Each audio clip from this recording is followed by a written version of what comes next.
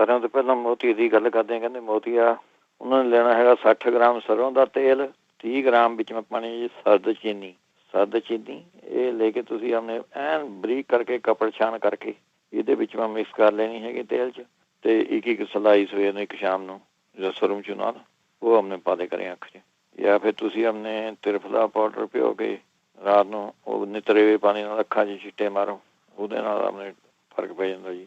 ਫਿਰ ਕਰੇਲਾ, ਬੈਂਗਣ, ਪਰਵਲ, ਮੂਲੀ, ਮੂੰਗੀ ਤੇ ਆਪਣੇ ਸ਼ਹਿਦ ਇਹ ਤੁਸੀਂ ਆਪਣੇ ਖਾਣਾ ਜ਼ਿਆਦਾ ਖਾਓ ਇਹ ਚੀਜ਼ਾਂ, ਨਹੀਂ ਤਾਂ ਮੂਲੀ ਦੇ ਰਸ ਦੇ ਵਿੱਚ ਵੀ ਸ਼ਹਿਦ ਮਿਲਾ ਕੇ 2 ਬੂੰਦਾਂ ਉਹ ਪਾ ਸਕਦੇ ਹੈਗੇ। ਫਿਰ ਮੋਤੀਏ ਵਾਸਤੇ ਸਫੇਦ ਪਿਆਜ਼ ਦਾ ਰਸ 2 ਚਮਚੇ, ਅਦਰਕ ਦਾ ਰਸ 2 ਚਮਚੇ, ਨਿੰਬੂ ਦਾ ਰਸ 2 ਚਮਚੇ, ਇਹਨਾਂ ਨੂੰ ਐਨ ਕੱਢ ਕੇ ਚੁੰਨੀ ਮਾਨੂੰ ਛਾਣ ਕੇ ਵੀ ਕੋਈ ਨਾ ਜਾਵੇ ਚੀਜ਼ ਅੰਦਰ, ਤੇ ਉਹਦੇ ਵਿੱਚ ਮੈਂ 1-2 ਚਮਚਾ ਸ਼ਹਿਦ ਮਿਲਾ ਲੈਣਾ ਹੈਗਾ। ਲੱਗੂਗੀ ਤਾਂ ਦਵਾਈ ਬਹੁਤ ਫਿਰ ਫਾਇਦੇਮੰਦ ਹੈ ਜੀ। ਮੈਂ ਬਣਾ ਕੇ ਪਾਈ ਸੀਗੀ ਐਨ ਅੱਖਾਂ ਮੈਂ, ਮੇਰੇ ਦਰਦ ਹੁੰਦਾ ਸੀਗਾ ਤੇ ਆਪੇ ਠੀਕ ਹੋ ਗਿਆ ਸੀਗਾ ਜੀ। ਆਪਣੇ ਅੱਖਾਂ ਦਾ ਦਰਦ ਐਨ ਥੱਕੀਆਂ ਜਿਹਾ ਰਹਿਣੀਆਂ। ਅੱਛਾ, ਇਹਦੇ ਵਾਸਤੇ ਤੁਸੀਂ ਲੈ ਸਕਦੇ ਆ ਇੱਕ ਪੌਦਾ ਮਿਲਦਾ ਜੀ ਇੱਥੇ, ਮੈਕਸੀਕਨ ਪੋਪੀ ਕਹਿੰਦੇ ਉਹਨੂੰ, ਜਾਂ ਪ੍ਰਿਕਲੀ ਪੋਪੀ ਜਾਂ ਮੈਕਸੀਕਨ ਪੋਪੀ, ਪੰਜਾਬੀ ਮੈਂ ਸੱਤਿਆਨਾਸੀ ਕਹਿੰਦੇ ਜੀ। ਜਿੱਥੇ ਕੋਈ ਹੈਗਾ ਇਹਨਾਂ ਦੇਖਦਾ ਤਾਂ ਉਹਦੇ ਪੱਤਿਆਂ ਦਾ ਰਸ ਕੱਢ ਕੇ 2-2, 3-3 ਬੂੰਦਾਂ ਤੁਸੀਂ ਪਾ ਸਕਦੇ ਹੈਗੇ।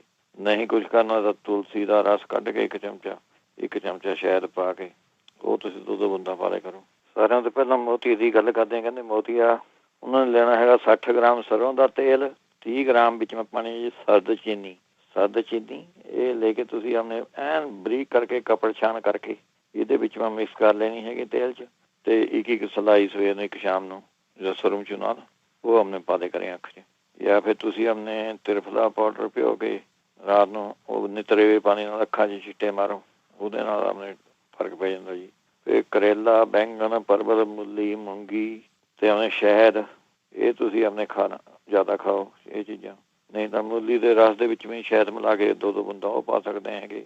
ਫਿਰ ਮੋਤੀਏ ਵਾਸਤੇ ਸਫੇਦ ਪਿਆਜ਼ ਦਾ ਰਸ 2 ਚਮਚੇ, ਅਦਰਕ ਦਾ ਰਸ 2 ਚਮਚੇ, ਨਿੰਬੂ ਦਾ ਰਸ 2 ਚਮਚੇ, ਇਹਨਾਂ ਨੂੰ ਐਨ ਕੱਢ ਕੇ ਚੁੰਨੀ ਮਾਨੂੰ ਛਾਣ ਕੇ ਵੀ ਕੋਈ ਨਾ ਜਾਵੇ ਚੀਜ਼ ਅੰਦਰ, ਤੇ ਉਹਦੇ ਵਿੱਚ ਮੈਂ 1-2 ਚਮਚਾ ਸ਼ਹਿਦ ਮਿਲਾ ਲੈਣਾ ਹੈਗਾ।